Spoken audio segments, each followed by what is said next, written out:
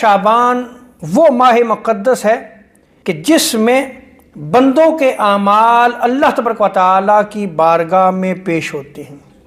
اس لیے بندہ مومن کو چاہیے کہ اگر وہ شعبان المعظم کے مہینے کو پا لیتا ہے تو اس میں کثرت سے نیک اعمال کرے، صدقہ و خیرات کرے، نیکیاں کرے، روزے رکھے، اس لیے کہ بندے کے اعمال اللہ تبارک و تعالیٰ کی بارگاہ میں پیش ہوتے ہیں۔ حضرت اسامہ بن زید رضی اللہ تعالیٰ عنہ بیان فرماتے ہیں کہ میں آقا علیہ السلام کی بارگاہ عالیہ مقدسہ میں حاضر ہوا، عرض کی یا رسول اللہ صلی اللہ علیہ وسلم، میں اس ماہ مقدس میں آپ کو دیکھتا ہوں کہ آپ مسلسل روزہ رکھتے ہیں، اس کا سبب کیا ہے؟ تو آقا علیہ السلام نے ارشاد فرمایا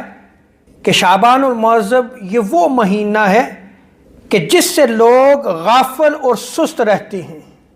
اور رجب اور رمضان